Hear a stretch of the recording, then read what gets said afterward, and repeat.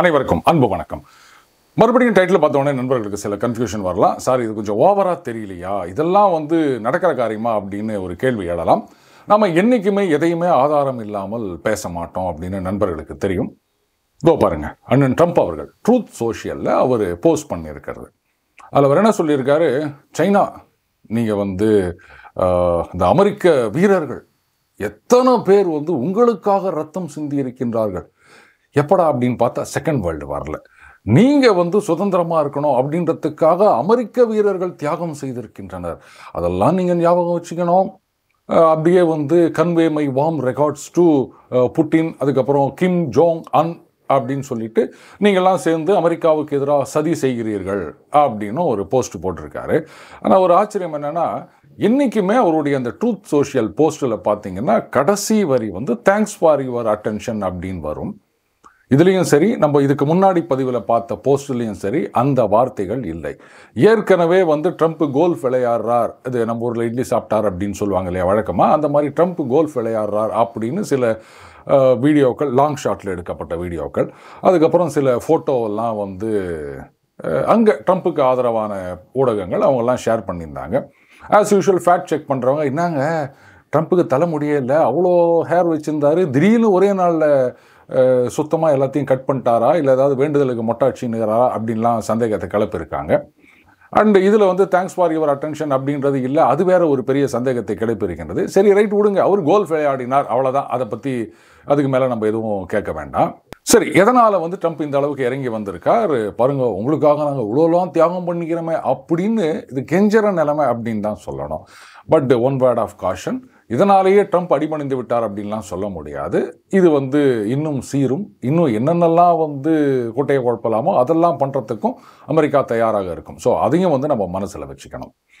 ஆனால் அமெரிக்கர்கள் சீனாவை விடுதலை செய்வதற்காக, காப்பாற்றுவதற்காக உயிர் தியாகம் பண்ணாங்க அப்படின்னா யாரை எதிர்த்து அப்படின்ற ஒரு கேள்வி வருது இல்லையா. இரண்டாவது உலக யுத்தத்தில் ஜப்பான் சீனாவை போட்டு மெரின்னு மெரிச்சாங்க. லட்சக்கணக்கான சீனர்களை கொன்று குவித்தார்கள். யுத்தத்தில் இல்லை, அந்த குண்டு போட்டு சோல்ஜர்ஸை சாவடிக்கிறது இல்லை, பொதுமக்களை. ஜப்பானியர்களை பொறுத்த வரைக்கும் சீனர்கள்லாம் இன்ஃபீரியர், எங்களை விட மட்டமானவர்கள் அப்படின்ற ஒரு நினைப்பில் பொதுமக்களை கொன்று குவித்தார்கள். அப்போது அமெரிக்கர்கள் சீனாவை காப்பாற்றினாங்கன்னு சொன்னால் ஜப்பானுக்கு எதிராக காப்பாற்றினார்கள். அந்த ஜப்பான் இன்னைக்கு எங்கே இருக்குது? அமெரிக்காவோடு இருக்குது. ஏங்க, சீனாவை காப்பாற்றி போட்டு அதுக்கப்புறம் யார் கொன்னாங்களோ அவங்களோட சேர்ந்து நீங்கள் கூத்தடிச்சுன்னுக்கிறீங்களே, இது நியாயமானு சீனா திருப்பி கேட்டால் என்ன பண்ணுவாங்க? சரி, அடுத்தது ஜப்பானுக்காக தியாகம் பண்ணாங்கன்னா இவங்க மட்டும் தியாகம் பண்ணலை. சொல்லப்போனால் இரண்டாம் உலகப் போர் முடிவுக்கு வந்ததற்கு காரணம் இந்த பக்கம், அதாவது பிரான்ஸ் எல்லாம் பிரிட்டனோட நட்பு நாடு அப்படின்னு சொல்லிக்கினாலும் யுத்தத்தை முடிவுக்கு கொண்டு வருவதற்கு முழு முதற் காரணம் அப்படின்னு சொன்னால் 3 நாடுகள், பிரிட்டன், அமெரிக்கா, அதுக்கப்புறமா சோவியத் ரஷ்யா. அன்றைக்கு அமெரிக்காவோட ஒன்றா இருந்த சோவியத் ரஷ்யா இவங்கெல்லாமா சேர்ந்து ஜெர்மனி அடின்னு அடித்து தோக்கடிச்சாங்க. இன்னைக்கு ஜெர்மனி யார் பக்கம் இருக்குது? அமெரிக்கா பக்கம் இருக்குது. சோவியத் ரஷ்யா அது உடைந்து ரஷ்யாவாகி விட்டது. அது எங்கே இருக்குது? ஏங்க அவங்களோட சண்டை போட்டுன்னுக்கிறீங்க? இல்லை, நீங்கள் பழசெல்லாம் கொண்டு வந்தீங்க அப்படின்னு சொன்னால் அப்போ நாங்களும் பழசை நோண்டுவோம்ல. அன்னைக்கு உங்களுக்கு நண்பர்களாக இருந்தவர்கள்லாம் இன்னைக்கு எதிரிகளாகி விட்டார்கள் அப்படின்னா என்ன காரணம்? யார் காரணம்? இதில் அமெரிக்கா சொல்கிறாங்க, அது பாருங்க, இந்தியா இந்த சீனாவாகட்டும் ரஷ்யாவாகட்டும் அவங்களாம் டிக்டேட்டர்ஷிப். ஏங்க திடீர்னு ஒருத்தர் சீனா சர்வாதிகார நாடுன்னு சொல்கிறாங்க, அதுக்குள்ளே ட்ரம்ப் இல்லை நாங்கள் உங்களுக்காக தியாகம் பண்ணோம் அப்படின்னு சொல்கிறாரு. இன்னும் முன்னுக்கு பின் முரணாக இருக்கேன், எங்கள் பக்கத்தில் தான் நிற்கணும் அப்படின்னு அமெரிக்காவில் சொல்கிறாங்க. தப்பு. அமெரிக்கா இந்தியாவின் பக்கத்தில் நிற்கும் அப்படின்னு நீங்கள் சொல்லணும். உடனே சில பேர் கேட்கலான்னா, நீங்கள் அவ்வளோ பெரிய அப்பாட்டகர் ஆகிட்டீங்களான்னு. இது பாருங்க, நாங்கள் பெரியவங்களாகிட்டவங்களோ இல்லை சின்னவங்களா இருக்கமோ அது வேற விஷயம். நாங்கள் உங்கள் பக்கத்தில் இருக்கணும் அப்படின்னா நீங்கள் எங்கள் பக்கத்தில் இருக்கணும். அதுதான் அடிப்படை விதி. நீங்கள் என்னோட எதிரிகள் பக்கத்தில் போய் உக்காந்துக்கினீங்க அப்படின்னு சொன்னால் அதுக்கப்புறம் நாங்கள் ஒன்றும் உங்கள் பக்கத்தில் உட்காந்துருக்கணும் அப்படின்னு நினைக்கிறீங்களா? வரேன், பாகிஸ்தான் ரஷ்யா அப்படின்னு ஆரம்பிப்பாங்க, அதுக்கும் நான் பதில் சொல்கிறேன். இதில் பாகிஸ்தான் பிரதம மந்திரி ஷெரீஃப் அவர் அங்கே போயிருக்காரு. அந்த வீடியோக்கெல்லாம் நிறைய சுற்றிட்டு இருக்கு, அதை பற்றி நான் பெருசாக கமெண்ட் பண்ண விரும்பலை. ஆனால் அதுக்கப்புறம் புட்டினோட அவர் பேசியிருக்கார். அது என்ன பேசினார்னு கூட தெரியாமல் சில பேர் வந்து இஷ்டத்துக்கு அவங்க சப்டைட்டில்லாம் போட்டு பார்த்தீங்களா அது இந்தியா வந்து பாகிஸ்தானிடம் தோற்றுவிட்டது அப்படின்னு அது ஒரு விதமான இந்த சொரிஞ்சு விட்டு சுகம் காண்ற விஷயம் அப்படின்னு தான் சொல்லணும். அதில் அந்த ஷெரீஃபும் புட்டினும் பேசும்போது அந்த ஷெரீஃப் பேசுகிற வீடியோ எங்கேயாவது சோஷியல் மீடியாவில் இருந்தால் பாருங்கள், ரொம்பவே பெரிய தப்பு பண்ணியிருக்கார். உதாரணத்துக்கு நான் வந்து ஒரு இந்தி தாய்மொழியாக கொண்டவர், இல்லைன்னா பெங்காலியை தாய்மொழியாக கொண்டவர், இவங்க கிட்ட பேசுகிறேன் அப்படின்னா இந்த 2 மொழியும் எனக்கு தெரியாது. அப்போ நான் என்ன பண்ணுவேன், ஒருவேளை எனக்கு வந்து தமத்தூண்டு இந்தியோ பெங்காலியோ தெரிஞ்சிருந்தது அப்படின்னு சொன்னால் அந்த அறகுறை மொழியில் நான் பேசும்போது செய்கையெல்லாம் காமிச்சு எப்படியாவது அவருக்கு புரிய வைக்கணும் அப்படின்னு நினைப்பேன். ரைட்? சரி, இப்போ நான் வந்து ஆங்கிலத்தில் பேசுகிறேன், அவருக்கு வந்து ஆங்கிலம் தெரியாது அப்படின்னும் போதும் அந்த சின்ன சின்ன வார்த்தைகளாக எடுத்து you come to my house, இப்படித்தான் நம்ம வந்து அந்த சைகை பாதி மொழி பாதி அப்படின்னு சொல்லுவோம். இப்போ அந்த ஷெரீஃப் பேசுகிற வீடியோவை பாருங்கள். அதாவது ரஷ்யா நீங்கள் நாங்கள் 2 பேரும் அப்படின்ற மாதிரி கையில் சைகையெல்லாம் காமிச்சு பேசிகிட்டு இருக்காரு. இது வந்து அன்டிப்ளமேட்டிக் அப்படின்னு சொல்கிறது ரொம்ப லைட்டாக எடுத்துகிட்டு போகிற விஷயம். புட்டினுக்கு இங்கிலீஷ் தெரியும், அங்கே ட்ரம்ப்போட மீட்டிங்கில் வந்து இங்கிலீஷ்லேயே அவர் பேசினார். ஷெரீஃப் வந்து இங்கிலீஷில் பேசும்போது புட்டினுக்கு இது புரியாது அப்படின்னு நினச்சிக்கின்னு நீங்கள் நாங்கள் 2 பேரும் அப்படின்லாம் சைகை பாஷையில் பேசினது அஃபெண்டிங். ரஷ்யா மாதிரியான ஒரு நாட்டு தலைவரை வந்து அசிங்கப்படுத்துகிற மாதிரியான ஒரு விஷயம். இது கூட தெரியும். அது சரி, பாகிஸ்தான்காரங்களுக்கு வேற என்ன தெரியும்? இன்றைக்கு அமெரிக்காவிலேயே வந்து நிறைய பேர் பேச ஆரம்பிச்சிட்டாங்க. இதை பாருங்க, உங்களுடைய நோக்கம் வந்து சீனாவை கண்டெயின் பண்ணணும் அப்படின்னு நினைச்சா இந்தியா இல்லாமல் உங்களால் சீனாவை தனிமைப்படுத்த முடியாது, கண்டெயின் பண்ண முடியாது. ஆனால் நீங்கள் என்னடானா இத்தனை வருஷமாக கஷ்டப்பட்டு இந்திய அமெரிக்க உறவுகளெல்லாம் வளர்த்துட்டு வந்துட்டு கடைசியில் உங்களுடைய பிஸ்னஸ் டீலிங்காக ட்ரம்ப்புடைய கம்பெனி அந்த கிரிப்டோ டீலிங் போட்டுக்கிறாங்க பாகிஸ்தானோட, அதுக்காக வந்து அமெரிக்காவுடைய நலனை காவு கொடுத்து விட்டீர்கள் அப்படின்னு பேச ஆரம்பிச்சிருக்காங்க. இப்போ இந்தியா வந்து இந்த ரஷ்யா சீனா இவர்களோடு நெருக்கமாக இருப்பது அப்படின்றது வந்து பாயிண்ட் ஆஃப் நோ ரிட்டர்ன் அளவுக்கு தள்ளிடக்கூடாது அமெரிக்கா. நான் எதுக்காக சொல்கிறேன் அப்படின்னா, இன்றைக்கு வந்து நாம் இந்த 3 நாடுகளும் ஒன்றாக போக வேண்டும். இது வந்து மல்டிபோலாரிட்டி அப்படின்னு சொல்லலாம். இங்கே வந்து யாருமே வந்து தாதா கிடையாது, எல்லாரும் ஈக்குவல் அப்படின்னு புட்டினும் பேசியிருக்காரு. ஆனால் இப்போ திடீர்னு அமெரிக்கா இல்லை நாங்கள் வந்து இந்தியாவுக்கு எதிராக மட்டும் போட்ட வரிகளெல்லாம் வாபஸ் வாங்கிக்கிறோம், நாம் 2 பேரும் பழையபடியாக ஆயிடுவோம் அப்படின்னு சொன்னால் இந்தியா உடனே திரும்பி வந்துடும் அப்படின்னு அமெரிக்காவில் நினச்சாங்கன்னா அது வடிகட்டின முட்டாள்தனம். ஏன்னா இன்றைக்கு வந்து சீனா இந்தியா ரஷ்யா அப்படின்ற ஒரு ஆக்சிஸ் டெவலப் ஆகிட்டு இருக்கு. இது இந்த 3 நாடுகளோடு முடிவடைவது கிடையாது. குளோபல் சவுத் அப்படின்னு சொல்லுவாங்க. இது சவுத் அமெரிக்கா, அதுக்கப்புறம் ஆப்பிரிக்க நாடுகள், அதுக்கப்புறம் தெற்காசிய நாடுகள், இந்த மாதிரி ஒரு பெரிய குரூப் இது. பிரிக்ஸு ப்ளஸ்ஸு அப்படின்னு அதை விட பெரிய குரூப் இது குளோபல் சவுத் அப்படின்றது. அவங்கெல்லாம் இந்த அமெரிக்க ஏகாதிபத்தியத்தை நாங்கள் இனிமேல் ஏற்றுக்க மாட்டோம், டாலருடைய டாமினன்ஸை ஏற்றுக்க மாட்டோம் அப்படின்னு ஒன்று சேர்ந்து கொண்டிருக்கின்றார்கள். இந்த நேரத்தில் நான் டாரிஃபை வித்ட்ரா பண்ணிடுறேன் அப்படின்னு ட்ரம்ப் சொன்னார்னா இந்தியா சரி ரைட்டு அப்படின்ட்டு நாங்கள் அமெரிக்கா பக்கம் போகிறோம், இனிமேல் சீனாவோட இந்த மாதிரிலாம் நட்புறவுடன் இருக்க மாட்டோம் அப்படின்னு முடிவெடுத்தாங்கன்னா எப்படி அமெரிக்காவுடைய கிரெடிபிலிட்டி அப்படின்றது இன்னைக்கு சுக்கு நூறாக போயிருக்குதோ, அமெரிக்காவுடைய நட்பு நாடுகள், நேச நாடுகள், நேட்டோ நாடுகளே அமெரிக்காவை நம்ப மாட்டேங்கிறாங்களோ, அந்த மாதிரி ஆயிடும் இந்தியாவுடைய நிலைமை. ஸோ இந்தியாவை பொறுத்த வரைக்கும் அப்படி ஒரு சிச்சுவேஷன் வந்தாலும் பேலன்ஸ்டாக கரெக்டுங்க, நீங்கள் வந்து டாரிஃப்லாம் வித்ட்ரா பண்ணிங்கன்னா பண்ணிக்கோங்க, சந்தோஷம். ஆனால் அதுக்காக எங்களுடைய இந்த நட்பு பிரிக்ஸு குளோபல் சவுத்து அப்படின்றத நாங்கள் விட்டுட்டு வர மாட்டோம்.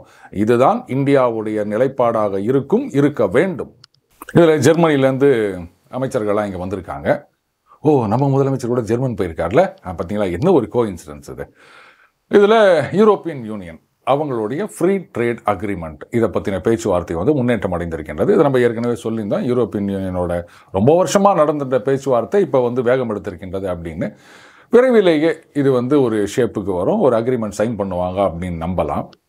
இப்போது ட்ரம்ப் யோசிச்சுட்டு இருப்பார், நான் வரி போட்டுக்கிறேன் இந்தியாவுக்கு எதிராக, யூரோப்பியன் கண்ட்ரிஸையும் கூப்பிட்டு இது பாருங்கள் நீங்களும் வந்து வரி போடுங்க, செகண்டரி சாங்ஷன்ஸ் போடுங்க அப்படின்னு நான் சொல்லின்னுக்கிறேன். இந்த நேரத்தில் ஏற்கனவே பிரிட்டன் நாடான ஒரு ஃப்ரீ ட்ரேட் அக்ரிமெண்ட் சைன் பண்ணிட்டாங்க.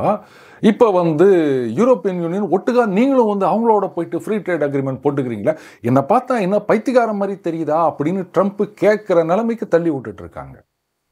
யோசிச்சு பாருங்களேன், அமெரிக்கா வந்து நம்முடைய நட்பு நாடுகள், இந்த நேட்டோ கண்ட்ரிஸ், யூரோப்பியன் யூனியன் இவங்கெல்லாம் நம்ம சொல்கிறத கேட்பாங்க.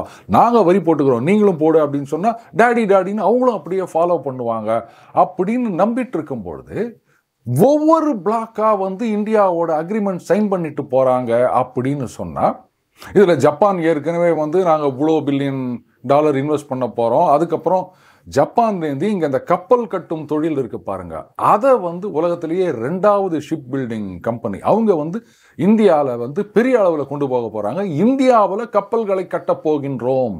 இன்னைக்கு வந்து உலகத்திலேயே அந்த கப்பல் கட்டும் தொழிலில் முன்னணியில் இருக்கின்றது அப்படின்னு சொன்னால் 3 நாடுகள். ஒன்று ஜப்பான், இன்னொன்று சைனா, இன்னொன்று சவுத் கொரியா. இந்த செகண்ட் வேர்ல்டு வார் பீரியடில் பார்த்தீங்கன்னா ரொம்ப ஆச்சரியமாக இருக்கும். 63 நிமிஷத்துக்கு அமெரிக்கா ஒரு ஏர்கிராஃப்டை தயாரித்து வெளில அனுப்புகிறாங்க. அதுக்கப்புறம் அமெரிக்கா பிரிட்டன் சேர்ந்து 3 நாளில் 2 போர்க்கப்பலை தயார் பண்ணி அனுப்புகிறாங்க.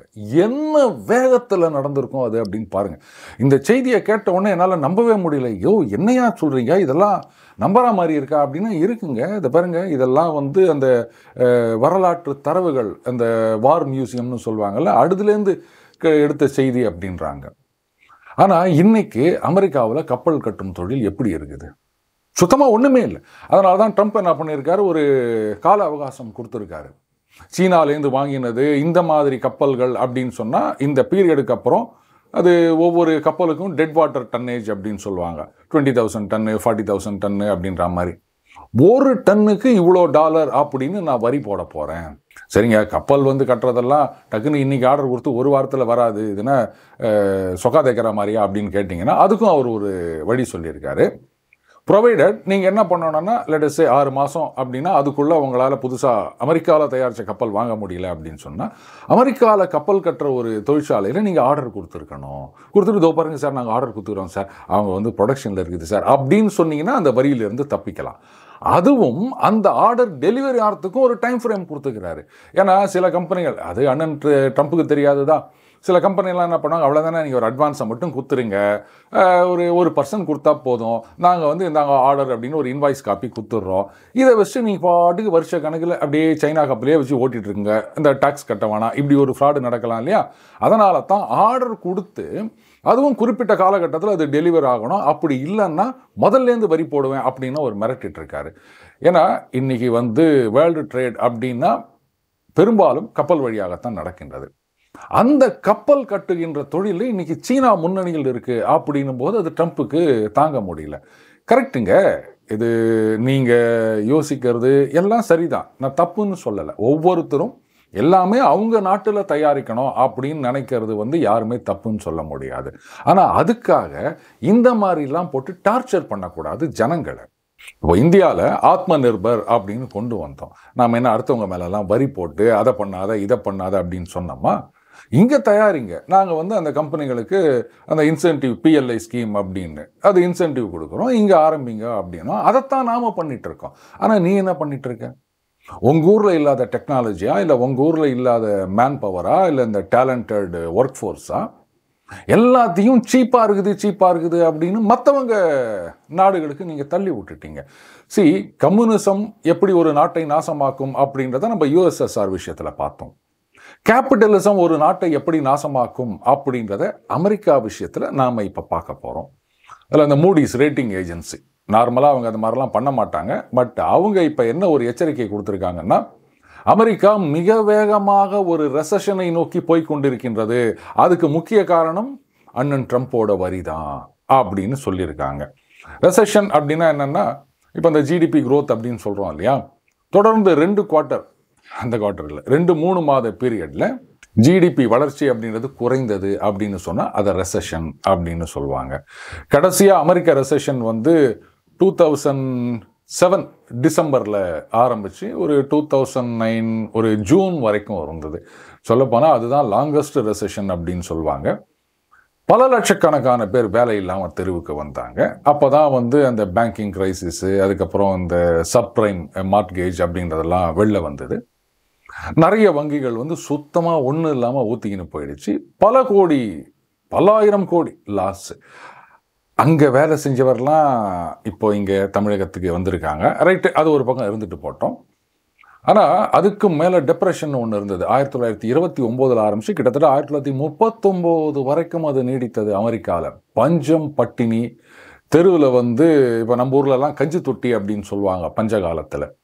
அந்த மாதிரி வந்து இந்த பிரெட்டு, சூப்பு இதெல்லாம் வந்து ரோட்டில் வச்சுட்டு கொடுப்பாங்க.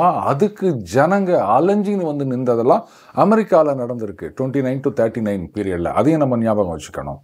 அதுக்காக அமெரிக்கா மறுபடியும் இந்த மாதிரி ஒரு பஞ்சத்தில் போயிடுமானா அப்படி இல்லை.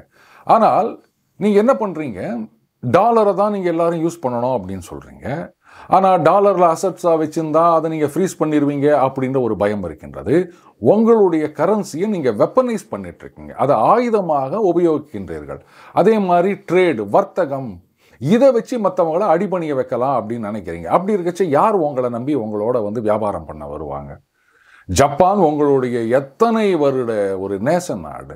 As per my orders Japan வந்து இத்தனை பில்லியன் இன்வெஸ்ட் பண்ண போகிறாங்க. 600 பில்லியனோ என்னவோ, 550 பில்லியன் அப்படின்னு இவர் போஸ்ட் போடுறாருன்னா, அப்போ அதை படிக்கிற ஜப்பானியர்களுக்கெல்லாம் அவங்களுக்கும் வந்து சுயமரியாதைன்னு ஒன்று இருக்குல்ல. ஏன்னா அமெரிக்கர்கள் மட்டும்தான் வந்து வானத்துலேருந்து வந்து குதிச்சாங்க, மற்றவங்கெல்லாம் அவங்களுக்கு வந்து பல்லக்கு தூக்கின்னு சேவகம் பண்ணிட்டு போனோம்னு நினைக்கிறாரா ட்ரம்ப்பு?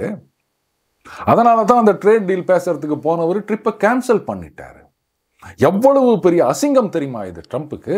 ஆனால் இதில் இன்னொரு ரீசனும் இருக்குங்க. அவர் வந்து இல்லை இந்த டீல் சரியில்லை அப்படின்னு நினச்சி கேன்சல் பண்ணாங்களா, இல்லை அவங்கெல்லாம் சொல்கிற மாதிரி அண்ணன் ட்ரம்ப் கோல்ஃப் ஆடினுக்கிறாரு அதனால் இப்போ பேச முடியாது. அஃப்கோர்ஸ் இவர் போனார்னா அங்கே ட்ரம்ப்பை பார்த்து பேச போகிறது கிடையாது. அங்கே ஒரு டீம் இருக்கும், அவங்களோட தான் பேசியிருப்பார். ரைட், அது அடுத்த தடவை கோல்ஃப் ஆடும்போது நமக்கு தெரிஞ்சிடும். அதனால் அதை பற்றி பெருசாக நம்ம பேச வேண்டாம். இப்போ பாகிஸ்தான் வந்து என்ன சார், புட்டினோட வந்து ஷெரீஃப் போலாம் போய் பேசியிருக்காரு, இந்தியாவோட நட்பு அப்படின்னு சொல்லிட்டு அப்படின்னா கரெக்டு தாங்க. இது வந்து ஒரு தப்பே கிடையாது. என்ன இப்போ வாங்க பேசிட்டு போகலாம். ஆனால் அதுக்காக என்ன பண்ண போகிறாங்க? ஆரம்ப காலகட்டத்தில் பார்த்தீங்கன்னா அது பாருங்க, பாகிஸ்தானுக்கு வந்து ரஷ்யா ஆயுதம் சப்ளை பண்ணுறாங்க, ஆயில் சப்ளை பண்ணுறாங்க, அப்படி இப்படின்னு நிறைய பொய் செய்திகள் சுற்றிட்டு இருந்தது. அதுக்கப்புறம் ரஷ்யாவில் சொல்லிட்டாங்க, அதெல்லாம் எங்ககிட்ட கொடுக்கறதுக்கு ஒன்றுமே இல்லை அப்படின்னு சொல்லிட்டாங்க. இந்த மாதிரி பொய் செய்திகளை பரப்புறதுக்குன்னு ஒரு பெரிய குரூப் இருக்குது. அந்த குரூப்பு தான் பார்த்தீங்கன்னா வந்து இந்த சவுத் ஏஷியாவில் பாகிஸ்தான் எங்களது நிரந்தர நண்பன் அப்படின்னு சொல்லிட்டு புட்டின் சொன்னாருன்னு ஒரு குரூப்பு சுற்றி நிற்குதுங்க. ஆனால் பாகிஸ்தானுக்கு இதனுடைய ரெப்பர்கஷன் என்ன அப்படின்றத பற்றி யாராவது யோசிச்சு பார்த்தாங்களா? இப்போ சமீபத்தில் அந்த ஏஷியன் டெவலப்மெண்ட் பேங்க் இருக்கு இல்லையா, அவங்க வந்து $6 பில்லியன் வந்து கடன் கொடுக்க போகிறாங்க. ஏற்கனவே $1.5 பில்லியன் அந்த பாகிஸ்தானுக்கு கடன் கொடுத்தாங்க, ஞாபகம் இருக்கா? இப்போ வந்து $6 பில்லியன் அந்த ஏடிபி கொடுக்க போகிறாங்க. எதுக்காக அப்படின்னா இங்கே தான் இருக்குது வம்பே. அந்த பிஆர்ஐ அப்படின்னு சைனா அந்த சிபிஇசியில் ஆரம்பித்தாங்க இல்லையா, இப்போது அந்த ஆப்ரேஷன் சிந்தூருக்கு அப்புறம் அமெரிக்காவோட ரொம்ப உறவாட ஆரம்பிச்சிட்டாங்க பாகிஸ்தான். சீனா வந்து அந்த பாஸ் பட்டன் அமைக்கிற மாதிரி தெரியுதுங்க. இப்போது அமெரிக்கா உள்ளுக்குள்ளே வந்து கலாய்க்கிறாங்க. சீனாவும் பாகிஸ்தானும் இனிமேல் நெருங்கவே கூடாது, அதுங்களை ஒட்டுமொத்தமாக பிரித்து விட்டுணும் அப்படின்னு நம்ம இந்த சீரியலெல்லாம் பார்க்குறோம் இல்லையா. இவங்களை நான் சேர விட மாட்டேன் அப்படின்னு வில்லி வந்து சதி பண்ணுவாங்களே, அந்த மாதிரி இப்போ அதே ப்ராஜெக்டு இதுக்கு முன்னாடி வரைக்கும் சீனா பல்லாயிரம் கோடிகள், பல பில்லியன் டாலர் அதில் இன்வெஸ்ட் பண்ணிக்கிறாங்க. அதுக்கான ரிட்டர்ன்ஸ் முதல்ல அது பயன்பாட்டுக்கே வரல, அப்புறம் தானே ரிட்டர்ன்ஸ் அப்படின்றத கேள்வி. இந்த நேரத்தில் ஏடிபி நாங்கள் உங்களுக்கு கடன் கொடுக்குறோம், அந்த ப்ராஜெக்டை நீங்கள் எடுத்து செய்யுங்கோ அப்படின்னு சொன்னால் சீனாக்காரனை வெளில போடான்னு சொல்கிற மாதிரி தானே அர்த்தம். எப்படி சீனாவை வெளில போ அப்படின்னு சொல்லிட்டு புட்டினோட போயிட்டு, இல்லை இந்தியாவோட உங்களுக்கு இருக்க ஃப்ரெண்ட்ஷிப் எங்களுக்கு தெரியும், நாங்களும் உங்களோட சேர்ந்துக்கிறோம் அப்படின்னு பாகிஸ்தான் ரஷ்யாவோட போய் சேர்ந்தா அமெரிக்கா சும்மா இருப்பாங்களா? இன்னைக்கு பாகிஸ்தான் வந்து இந்த ஹெட்லெஸ் சிக்கன்னு சொல்லுவாங்கள்ல, அந்த நிலைமையில் இருக்கு. எங்கே போகிறதுன்னு தெரியல. சீனாவை நம்பிட்டு இருந்தாங்க, இப்போ சீனாவை கட்டி விட்டுட்டு அமெரிக்காவோட போய் சேர்ந்தாங்க. இப்போது அதுவும் என்ன ஆச்சு அப்படின்னு தெரியல, ரஷ்யா கிட்ட போய் நிற்கிறாங்க. யாராவது அவங்க கூட சேர்த்துப்பாங்க அப்படின்னு நினைக்கிறீங்க? இது தெரியாமல் ஒரு கும்பல் பாகிஸ்தானுக்கு ஃபயர் விட்டுன்னு சுற்றுது. இதற்கிடையில் பார்த்தீங்கன்னா அந்த எப்ஸ்டீன் ஃபைல்ஸ் இந்த விஷயம் வந்து ரொம்பவே சூடு பிடித்துள்ளது அமெரிக்காவில். அந்த அவங்க ஊர் பாராளுமன்ற உறுப்பினர்கள்லாம் இருக்காங்க இல்லையா, அவங்கெல்லாம் வந்து கையெழுத்து போட ஆரம்பிச்சிருக்காங்க. அதில் எத்தனை பேருடைய அந்த மெஜாரிட்டி கையெழுத்து கிடைக்குமா அப்படின்னு தெரியல. அந்த முழு ஃபைல்ஸையும் ரிலீஸ் பண்ணணும் அப்படின்னு. அதில் பாதிக்கப்பட்டவர்கள் அவங்கெல்லாம் வந்து அந்த ரெப்ரசன்டேட்டிவ்ஸ், செனட்டர்ஸ் அவங்களோட ஒரு மீட்டிங் நடந்தது. அதில் பங்கேற்ற ஒரு லேடி, காங்கிரஸ் உமன்னு நினைக்கிறேன், அவங்க வந்து அப்படியே பேயரைஞ்சா மாதிரி வந்துட்டு நான் முதல்ல கையெழுத்து போட போகிறேன் அப்படின்ட்டு போகிறாங்க. ஏன்னா அவங்க அந்த பாதிக்கப்பட்ட விக்டிம்ஸ் அவங்க சொல்கிறதெல்லாம் கேட்ட பிறகு இவங்களால் தாங்க முடியல. இல்லை அந்த ஃபைல்ஸை ரிலீஸ் பண்ணியே ஆக வேண்டும் அப்படின்னு அதுக்காக ஒரு கையெழுத்து வேட்டை நடந்து கொண்டிருக்கின்றது. அநேகமாக 1-2 நாள் அது முடிவு தெரிஞ்சிடும்னு நினைக்கிறேன். அதை ரிலீஸ் பண்ணுவாங்களா மாட்டாங்களா அப்படின்னு. பட் கடைசி வரைக்கும் வந்து ட்ரம்ப் இதை ரிலீஸ் பண்ணுறதுக்கு தடை போடுவார் அப்படின்னு தான் தெரியுது. இது நடுவில் கொஞ்சம் பக்கத்தை காணும் அப்படின்ற மாதிரி ஒரு தற்கொலை பண்ணிக்கினாரு. ஆனால் அந்த வீடியோவில் ஒரு 1.5 நிமிஷம் மட்டும் குறையுது, ஜம்ப் ஆகிடுச்சு அப்படின்றாங்க. அது அப்படி இல்லைங்க, அது அங்கே இங்கே அப்படின்னு ஏதோ ஒரு முட்டு கொடுத்துன்னு இருக்கிறாங்க. இந்த ஃபைல்ஸு மொத்தமும் வெளில வருமா அப்படின்றது ஒரு கேள்விக்குறி. வந்தால் யார் யாரெல்லாம் மாட்ட போகிறாங்க அப்படின்றது பெரிய கேள்விக்குறி. அதில் அண்ணன் ட்ரம்ப்பும் அதில் இருக்கார் அப்படின்லாம் சொல்லிட்டு இருக்காங்க. அப்படியே ஃபைல்ஸை ரிலீஸ் பண்ணணும்னாலும் அது மறுபடியும் அது எடிட் செய்யப்பட்டு தான் வரும் அப்படின்றதுல சந்தேகமே கிடையாது. பட் எந்த அளவுக்கு இதெல்லாம் முழுசாக கொண்டு வராங்க அப்படின்றதுல தான் வந்து அமெரிக்காவுடைய எதிர்காலமே இருக்கின்றது அப்படின்னு சொல்லலாம். நிஜமாவே ட்ரம்ப் 4 வருஷம் இருந்தப்போ கூட இவ்வளவு ட்விஸ்ட் அண்ட் டர்ன்ஸோட அவருடைய ஆட்சி நடக்கவில்லை. ஆனால் இப்போ அவர் பதவிக்கு வந்த பிறகு பார்த்தீங்கன்னா, என்ன நீங்கள் சினிமாவில் வந்து ஒவ்வொரு யூனிவர்ஸில் வைக்கிற ட்விஸ்ட்டு டர்ன்ஸ் அப்படின்றது இங்கே வந்து அப்படியே சகட்டு மேனிக்கு மாறி மாறி போய் நிற்குதுங்க. ட்விஸ்ட்டு எப்போ என்ன நடக்கும் அப்படின்னு யாருக்குமே தெரியல. யார் எங்கே போய் சேருவாங்க, யார் என்ன பேசுவாங்க அப்படின்றத யாராலும் கணிக்க முடியவில்லை. அப்படி ஒரு சஸ்பென்ஸோட போயிட்டுருக்கு.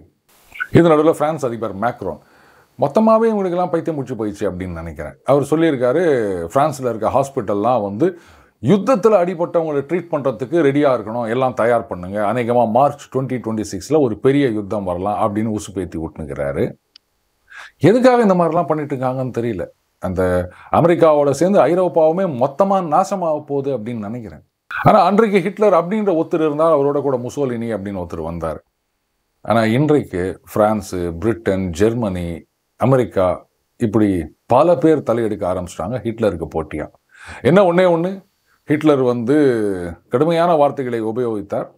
ஆனால் இவங்கள்லாம் வந்து ரொம்ப முற்போக்குவாதிகளாக பேசினுக்கிறாங்க. முற்போக்குவாதினாலும் இப்படி தான் அப்படிங்களா? கரெக்ட். இதில் ஃபினிஷ் பிரைம் மினிஸ்டர் மட்டும் புத்திசாலித்தனமாக சொல்லியிருக்காரு. இல்லை நீங்கள் வந்து இந்தியாவை இந்த மாதிரி ட்ரீட் பண்ணுறது தப்பு, 50% டாரிஃப்னு போட்டதெல்லாம் தப்புன்னு சொல்லியிருக்காரு. ஆனால் இனிமே வந்து இந்தியாவுக்கு மட்டும் டாரிஃபை வித்ரா பண்ணோம் அப்படின்னு சொன்னாலாம் இந்தியாவை வந்து அமெரிக்கா, ஐரோப்பிய நாடுகள் பக்கம் இருந்துக்கலாம் அப்படின்னு நினச்சாங்கன்னா அது வடிகட்டின முட்டாள்தனம். ஃப்ரீ ட்ரேட் அக்ரிமெண்ட்டாக வாங்க சைன் பண்ணுவோம், அமெரிக்காவோட கூட போனோமா ரைட்டு நாங்கள் சைன் பண்ணுவோம். ஆனால் அதே சமயத்தில் எங்களுடைய சுயமரியாதை அப்படின்றத நாங்கள் விட்டு கொடுக்க மாட்டோம். நாங்கள் யார் யாரோடலாம் நட்பாக இருப்போம் அப்படின்றத நாங்கள் தான் சூஸ் பண்ணுவோமே தவிர, எங்கேயோ ஒருத்தன் உக்காந்துக்கின்னு நீ இவனோட ஃப்ரெண்டாக இருக்கணும், திடீர்னு நாளைக்கு இவனோட எனிமையாக இருக்கணும் அப்படின்லாம் ஆர்டர் போட முடியாது. இஷ்டம் இருந்தாவா, இல்லாட்டி போ. இதுதான் மோடியின் பஞ்ச். மீண்டும் அடுத்த போல் சந்திப்போம். வணக்கம்.